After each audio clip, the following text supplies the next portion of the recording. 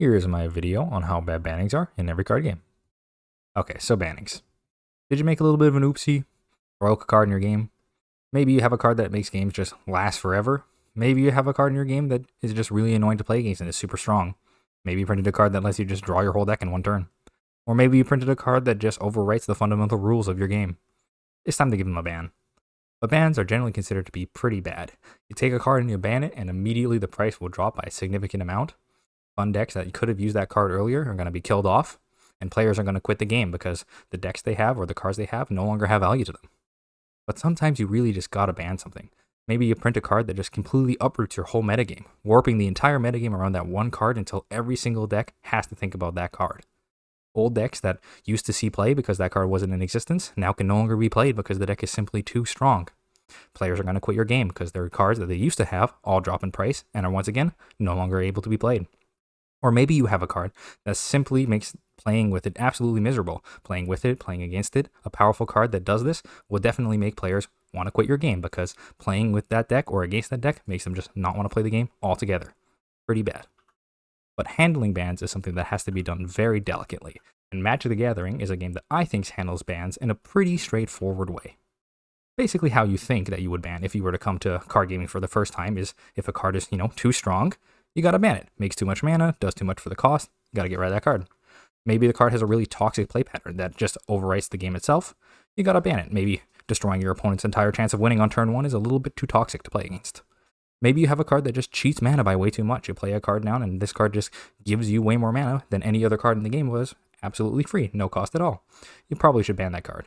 But Magic likes to ban things generally slow. There's a lot of cards in the game that could have been banned, but took a long time to get banned because Magic wants to see what happens with the card over time and whether or not metagames soon adjust.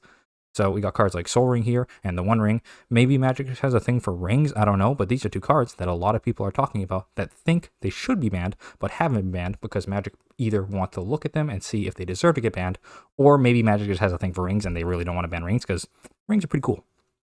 Now, Hearthstone does nerfing instead of banning because Hearthstone's a digital card game, meaning they can nerf all the cards in your collection as opposed to having to re-release errated cards, which basically read differently than the cards you currently own. This keeps cards playable, but also balances them in a way where they won't be as powerful as they would be before. A really smart way about going about things, and a thing that other card games would love to have if they were fully digital as well. We got a card here like Prince Renathal that originally gave you 40 health and a 40 deck size, but this card was nerfed to give you 35 health, meaning the deck was still playable. It would be the exact same thing, you just start with 5 less health at the beginning of the game. A meaningful nerf for a powerful card. Also, Hearthstone tends to be very sparing with nerfs, especially early on. Nerfs have become more regular as Hearthstone has gone on, but early on, they were pretty confident in their designs and wouldn't nerf cards unless it was absolutely necessary, like Warsong Commander here, a card that caused a lot of problems over time, but they were willing to design around it and make metagames to kind of fit the card in before they decided to nerf it because of what it was doing to the design space itself. Sometimes nerfs, however, are not enough. Sometimes they release cards like the Caverns Below here, which is a card that got nerfed several times and was still a powerful, strong deck in the metagame even after multiple rounds of nerfs. It not only got nerfed to make the minions only 4/4 instead of 5/5, but also the quest part of the card was nerfed so you had to play 5 minions of the same name as opposed to 4. And both of these nerfs were not enough to stop the card from seeing play. So nerfing did definitely help curve the decks in the metagame and made it a little bit weaker, but still left the card really sour in a lot of players' eyes. Pokemon bans. Pokemon doesn't have that many bans. There's no bans in the standard metagame for Pokemon right now, which is a bit insane to think about. Freak mistakes that happen to Pokemon cards are actually relatively rare. There's not that many of them. You got cards like Lysandre's Trump card or Forest of Giant Plants, and if you read these two cards, they don't look that much they look pretty innocuous, They have basically one line of text, and while that line of text does overwrite one of the rules of the game, they don't seem like they do that much, and that's how the cards end up seeing print. If you look at Forest of Giants Plants, though, it makes the games go too fast. For specifically grass decks, if you play Forest of Giants Plants on your first turn, it lets you evolve and basically skip the fact that you normally can't do that on your first turn, or skip the fact that if you play a Pokemon down, you can't immediately level it up into the powerful boss that you want it to be. Lysandre's Trump card has the opposite effect, where it makes games way too slow. Games can last for eras and just so unbelievably long, potentially an infinite amount of time with two Lysandre Trump cards recycling each other over and over again. This makes the game last literally forever if they want to, and that's why this card was one that needed to cop ban. Yu-Gi-Oh! bans are the lifeblood of the game, which is pretty funny when you look at the Pokemon bans that basically never happen. Yu-Gi-Oh! Has no form of rotation in its standard metagame, meaning that bans are the only way that you can rotate cards out in Yu-Gi-Oh! Here's a ban list example from earlier this year in Yu-Gi-Oh! Where they have both forbidden, limited, semi-limited, and unlimited cards coming in, off, and onto the ban list all at the same time. This way, when you look at it, you have many, many things that could happen in a single ban list, and ban lists in Yu-Gi-Oh! Usually look relatively long like this. Yu-Gi-Oh! Has this limiting thing that I mentioned earlier, which is very rare and almost happens not at all in any of the other card games. And this way, you can have cards that go from either being allowed to play with 3 copies, to 2 copies, to 1 copies, to no copies at all in your deck. So you hit a card like Poplar here on the recent ban list that went from being able to play 3 copies of this card in your deck. Now you could take that card, you bring it down, now you can only play 1 copy of that card in your deck.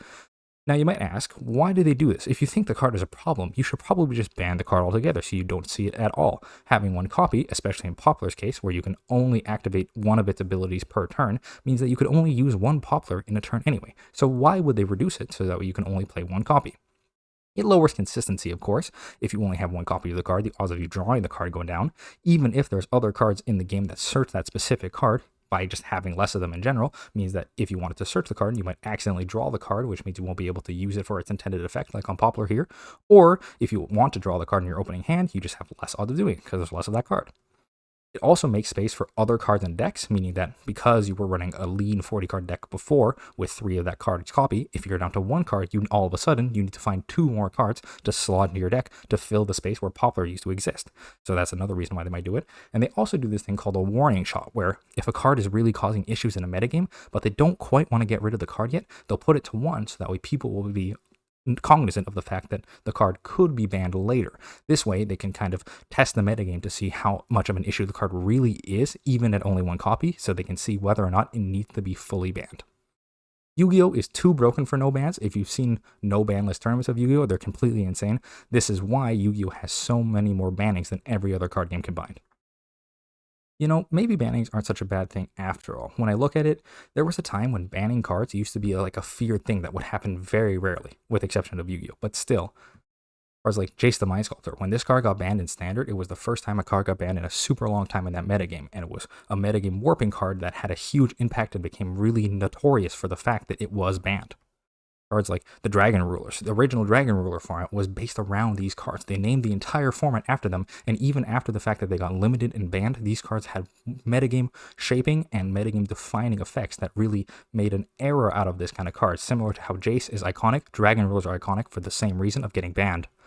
Cards like Patches. Patches is another super iconic example from Hearthstone of a card that everybody knows, and because the card got banned, it even had its voice line changed, which is really big and iconic and makes a lot of sense for why this card would be remembered all these years later because of the fact that it ended up getting banned.